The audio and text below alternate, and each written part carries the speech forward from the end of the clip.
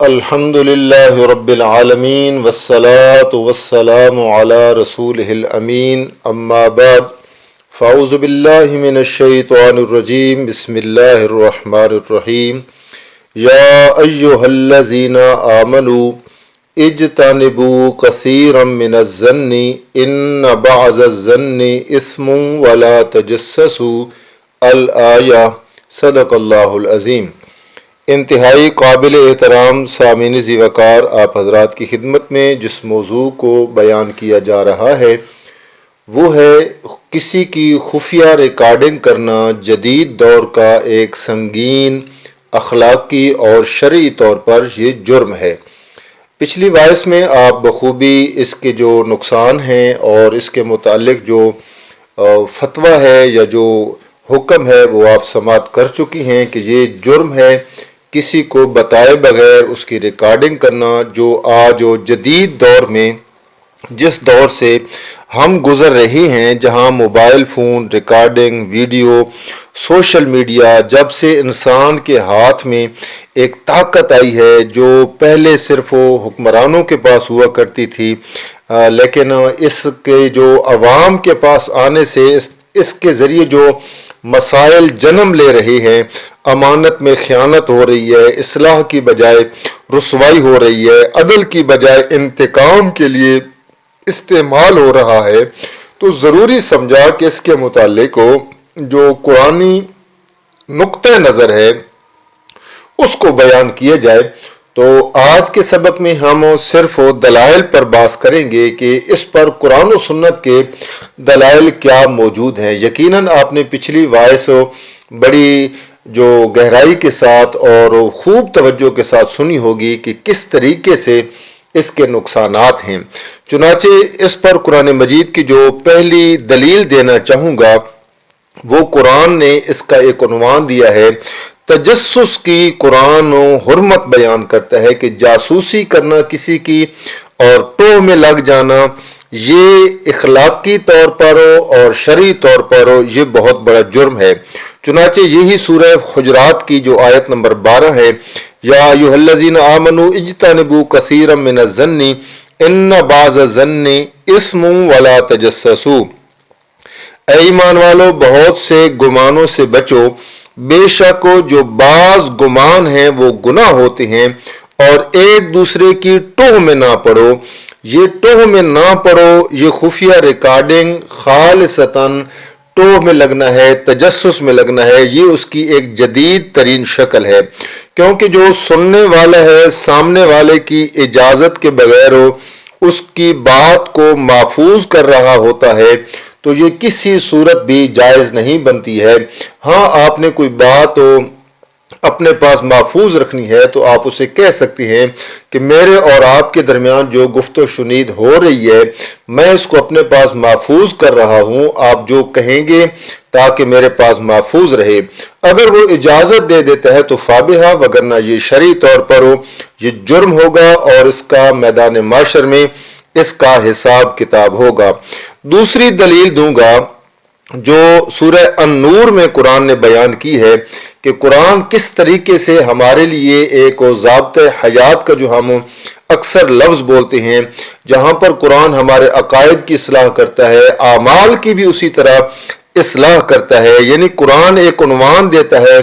سورہ النور کی آیت نمبر 27 میں کہ جو نجی زندگی ہے لوگوں کی اس کا بھی احترام کرو۔ کیسے قرآن اس پر روشنی ڈالتا ہے؟ فرمایا، یا ایھا الذین آمنوا لا تدخلوا بیوتا غیر بیوتکم حتی تستأنسوا، کہ اے ایمان والو اپنے گھروں کے سوا دوسرے کے گھروں میں داخل نہ ہوا کرو جب تک تمہیں اجازت نہ مل جائے۔ یعنی دوسرے کے گھر میں داخل ہونے کے لیے بھی آپ کو اجازت درکار ہوتی ہے۔ تو یہ جو الفاظ کی آپس میں حدود بندی ہے، میرے منہ سے الفاظ نکلے ہیں، آپ کے پاس پہنچے ہیں اور آپ اور صرف میں ایک دوسرے کے ساتھ بات کر رہے ہیں، تو یہ الفاظ کی ایک حدود بندی ہو چکی ہے۔ اس میں بغیر اس کی اجازت کے اپنے پاس اس کو محفوظ کر لینا اور اس کے لیے جو مستقبل کا ایک پلان ہے، مستقبل کا جو ایک منصوبہ ہے، اس کی وجہ سے اس کو محفوظ کرنا یہ بھی قطعاً جائز نہیں ہوگا۔ چنانچہ جب قرآن یہاں تک بات کہتا ہے کہ جب گھر میں داخل ہونے کے لیے اجازت شرط ہے، تو باتوں میں داخل ہونا اجازت کے بغیر ہو، یہ کیسے جائز ہو سکتا ہے؟ تو یقیناً یہ جو آیت ہے، آیت نمبر 27، یہ بھی اسی کی طرف اشارہ کرتی ہے۔ دیکھیں، ایک دور تھا جس طریقے سے لوگ پیغام رسانی کے لیے جاسوسی کرتے، یہاں سے بندہ بیٹھا، دونوں کے درمیان بات ہو رہی، پھر وہ کئی دنوں کے بعد، کئی عرصے بعد کسی کو ملا تو اس نے بات بتائی، کوئی بھول گئی، کوئی اس میں الفاظ مترادف بول گئے، لیکن جہاں پر ریکارڈنگ ہو رہی ہے وہ سیم ٹو سیم وہی الفاظ بولے جا رہے ہیں، تو کسی قسم کا پھر شک نہیں رہتا ہے۔ چنانچہ اس پر حدیث کے اندر جو بڑی سخت وعید آئی ہے، ذرا اس کو سنیے گا اور ہم سب اپنی اصلاح کریں گے۔ بخاری شریف کی حدیث ہے، فرمایا من استمع الی حدیث قوم وهم له کارہون صب فی اذنیہ العنق یوم القیامہ، کہ جو شخص کسی قوم کی بات اس حال میں سنے کہ وہ اس کو ناپسند کرتے ہوں، قیامت کے دن اس کے کانوں میں پگھلا ہوا سیسا ڈالا جائے گا۔ آپ نے اندازہ لگایا، دیوار کی دوسری طرف کسی کی بات کو سننا، کمرے کے باہر کسی کی بات کو سننا، یا بالکل جناب خاموش ہو جانا تاکہ وہ کیا باتیں کر رہے ہیں، جاسوسی کرنا اور اس کی بات کی طرف کان لگانا، یا محفل اور مجلس میں اس انداز میں بیٹھنا کہ گویا تو میں کسی کی بات سن نہیں رہا حالانکہ وہ سن رہا ہے، یہ سب اس زمرے میں آتا ہے۔ اور خاص کر جس موضوع پہ ہم گفتگو کر رہے ہیں کہ میں کسی کے ساتھ بات کر رہا ہوں، میں اسی سے مخاطب ہوں، اور میں نہیں چاہتا، میں کراہت محسوس کر رہا ہوں کہ میرے اور اس کے درمیان جو بات ہو رہی ہے، فون کال پہ بات ہو رہی ہے، وائس میسج پہ بات ہو رہی ہے، ٹائپنگ پہ بات ہو رہی ہے، یہ میرے اور اس کے درمیان رہے، لیکن میرا مد مقابل وہ اس وائس کو، اس میسج کو یا اس کال کو کسی دوسرے تک پہنچا دے تو وہ ہم لہو کارہون کے زمرے میں آتا ہے۔ یعنی یہ حدیث کی وعید ہے پیارے پیغمبر کی زبان سے کہ پگھلا ہوا سیسا اس کے کانوں میں ڈالا جائے گا، یہ اتنا ناپسندیدہ عمل ہے۔ تو سوچئے گا ذرا کہ یہ کس طریقے سے ہم کس روش پہ، کس ڈگر پہ چل پڑے ہیں۔ اور حدیث دوسری جو ہے یہ آپ سب کو یاد ہوگی، جس پر میرے نبی نے فرمایا کہ المجالس بالامانہ، جو مجلسیں ہوتی ہیں یہ امانت ہوتی ہیں، اس کے اندر کہی گئی بات ہو وہ بغیر اس کہنے والے کی اجازت کے، بغیر اس مجلس کے آگے آپ نہیں پہنچا سکتے ہیں۔ جب خاص طور پر کہا جائے کہ یہ ہماری جو ملاقات ہے یہ خفیہ ملاقات ہے، یہ آپ آگے نہیں پہنچا سکتے ہیں۔ انشاءاللہ میں اگلی وائس میں جو جواز کی چند صورتیں ہیں میں ان کو بھی بیان کروں گا، یہ اس سے مستثنا ہوگی، لیکن المجالس بالامانہ جہاں پر کوئی مشورہ ہو رہا ہے اس کو آگے پہنچا دینا بغیر اجازت کے، یہ بھی ٹھیک نہیں ہے۔ اسی طرح فون کال پہ گفتگو ہو رہی ہے تو اس کو ریکارڈ کر کے آگے پہنچا دینا، وائس میسیجز کو آگے فارورڈ کر دینا، یہ سب اسی زمرہ میں آتا ہے۔ چنانچہ جو موبائل ہے یہ آج کے دور کا ایک یقیناً ہمارے لیے سہولت بھی ہے، لیکن ہم نے جو اس سہولت سے جو غلط استعمال شروع کر دیا ہے وہ انتہائی سنگین ہے، اور اس سے کوئی خیر کا پہلو نظر نہیں آتا، بلکہ بربادیاں ہی بربادیاں ہیں، اور انتقام ہی انتقام ہو رہی ہیں، اصلاح نہیں ہو رہی،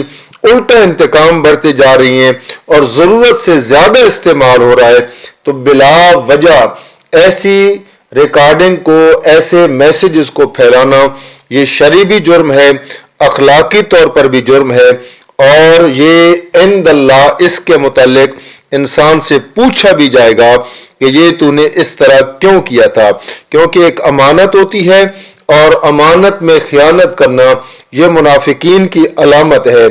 اور جھوٹ بولنا بھی منافقین کی علامت ہے، اور اسی طرح وعدہ خلافی کرنا بھی منافقین کی علامت ہے۔ تو یہ ساری صورتیں اسی بات میں آتی ہیں کہ کسی کی بات کو بغیر اجازت کے ریکارڈ میں لانا یا اس کے میسج کو بغیر اس کی اجازت کے آگے شیئر کرنا، اور میسج بھی جب ان دو کے درمیان ہو رہا ہو اور بات کوئی اس قسم کی سیکریٹ ہو تو اس کو پھر آگے اس کی اجازت کے بغیر نہیں پھیلانا چاہیے۔ مسلمان کا ایک شیوہ ہے، مسلمان کے درمیان ایک شریعت کا دائرہ ہے، مسلمان اس دائرے کے اندر رہے تو کامل مسلمان بنتا ہے، اس دائرے سے باہر نکلے تو پھر یہود، نصارہ، مجوسی، عیسائی، منافق، مشرک، کافر، یہ سارے جو مسالک ہیں، گروہ ہیں، یہ باہر کھڑے ہیں دائرے سے باہر۔ یا وہ جب نکلے گا تو ظاہر بات ہے کسی نہ کسی گروہ والی صفات اس کے اندر نشانیاں پائی جائیں گی اور اس کا شمار پھر انہی میں سے ہوگا۔ دائرہ اسلام کے اندر اسلام کا دائرہ یہ ہے کہ جتنا شریعت نے اجازت دی ہے اتنا ہی کرے۔ ہم انشاءاللہ اگلی وائس میں جو ریکارڈنگ کی جائز صورتیں ہیں ان کو ہم بیان کریں گے، آپ وہ بھی سنیے گا تاکہ ہم محتاط طریقے سے اپنی زندگی گزار سکیں۔ اللہ سے دعا ہے اللہ عمل کی توفیق عطا فرمائے۔ وما علینا الا البلاغ۔